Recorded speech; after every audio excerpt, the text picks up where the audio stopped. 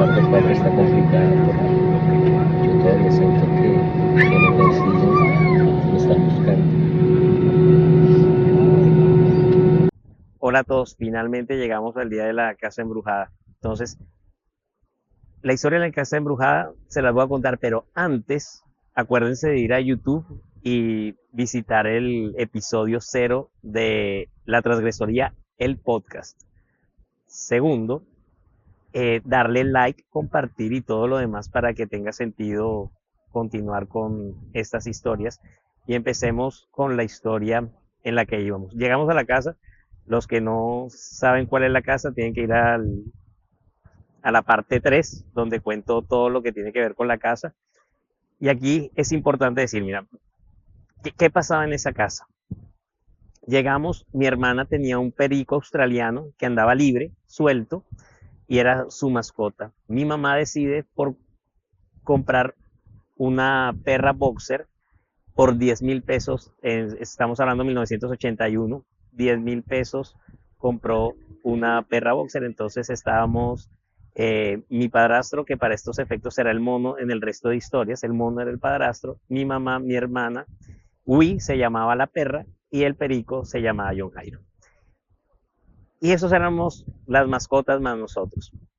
¿Qué empieza a suceder?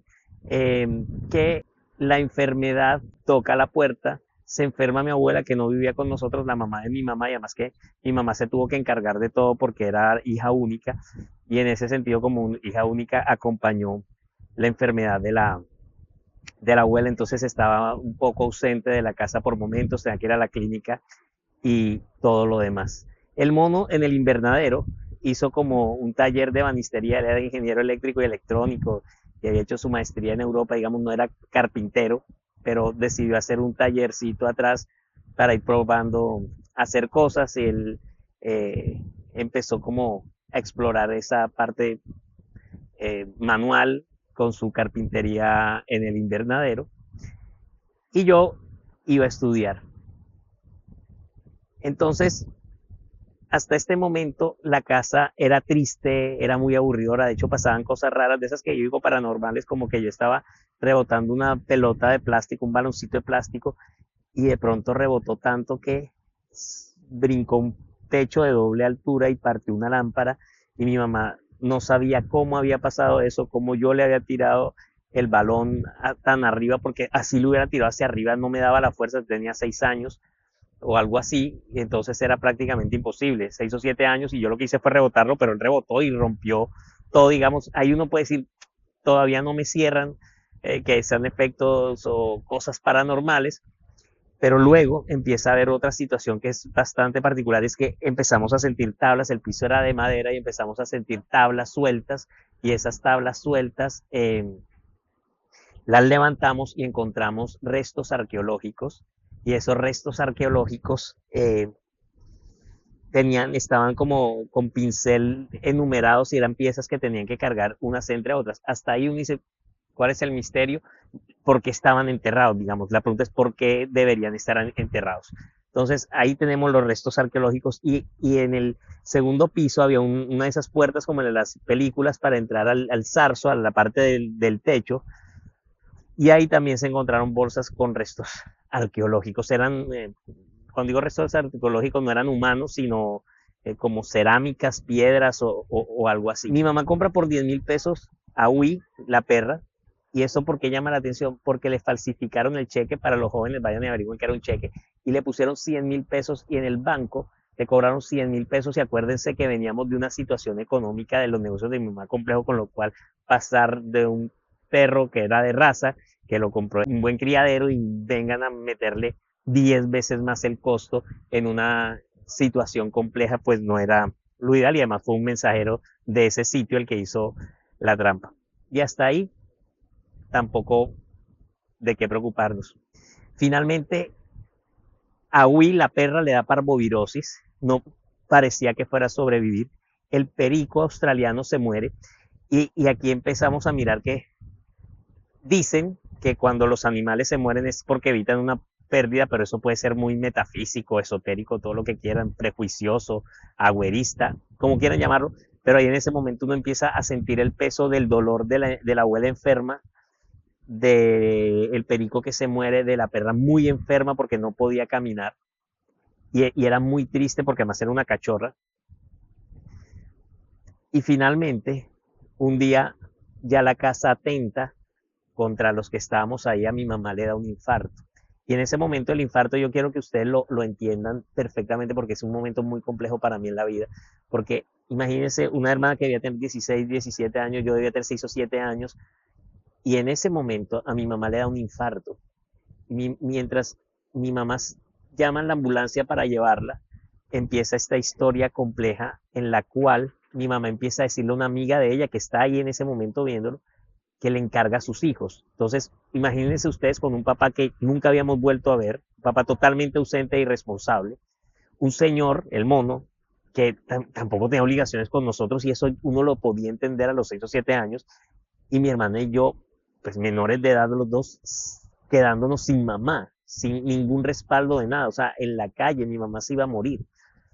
Finalmente, mi mamá todavía vive, afortunadamente, pero ya empezó a preocuparse.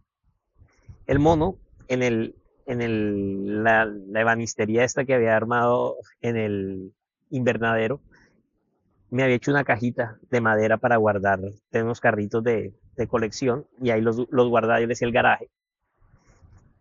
Mi mamá se recupera, luego se muere la abuela, luego mi mamá trae algunas cosas de la abuela era calígrafa, la abuela de mi abuela era calígrafa, entonces tenía unos, no sé, esferos, llámenle lapiceros o dispositivos para escribir, y mi mamá me dijo, ah, quédese con esto, yo me quedo con eso, lo pongo al lado de la cajita de madera en esos momentos difíciles, y a la mañana siguiente, y ahí sí, ustedes invéntense la historia que quieran inventarse, amaneció toda la caja escrita en rojo, porque uno de esos era rojo, con una letra de calígrafa, la caja de madera, que es una madera virgen, o sea, natural, Santiago, Santiago, pero totalmente escrita de Santiago con letra de calígrafa. Mi mamá quería darme tranquilidad y se inventaba, no, eso debió ser la empleada, eso debió ser un amiguito suyo que visitó, porque al frente de la casa había un parque y ahí nos reuníamos con los vecinitos y tal, entonces de pronto uno entró y dice, ¿por qué no ha entrado nadie entre anoche y hoy por la mañana? O sea, no había nada que explicara por qué estaba escrito con Santiago, y eso generaba terror profundo, o sea, esto no era una cosa como para decir, aquí no pasó nada, esto está normal. Finalmente, mi mamá, ya ante la evidencia, porque ya era muy complicado, decide llamar a una señora, hicieron unos rituales, o sea, tipo película con saumerios y rezos y cosas para tratar de ver qué pasaba con la casa, y que la casa no acabara con nosotros. Y les digo que todo eso pasó en un lapso de unos 4 o 5 meses, no más. O sea, todo eso está absolutamente concentrado. Entonces a mí me empezaron a bañar como con un agua de canela, y en ese frío de antes no me dio una pulmonía y me moría, y tenía como unos amarradijos. Pero también hay que recordar que en mi casa no son ni religiosos ni supersticiosos, ni había nada de eso ahí. Era tal el miedo y la incapacidad de resolverlo que la decisión fue esa. Finalmente, el huir de esa casa hizo que nosotros a los pocos meses saliéramos de ella rumbo a Barranquilla, porque el mono había conseguido un trabajo en Barranquilla, y ahí empieza otro capítulo de la historia que se los estaré contando. Entonces, miren y coméntenlo. O sea, no sé si alguien le encuentra una explicación lógica a esto, pero esto es una explicación real de lo que pasó en esa casa. Lo de la caja, sobre todo, es lo más llamativo de todo. Lo otro pueden ser coincidencias, pero eran coincidencias malditas, llamaría yo. Eh, pero lo de la cajita mía, escrito con la letra de mi abuela, eso sí, no sé quién lo podrá explicar. Y lo de los restos arqueológicos, algo tenían que traer porque estaban enterrados. Entonces, comenten qué piensan, comenten igual si esto está muy largo, si es muy corto, si quieren que lo hagamos más frecuente.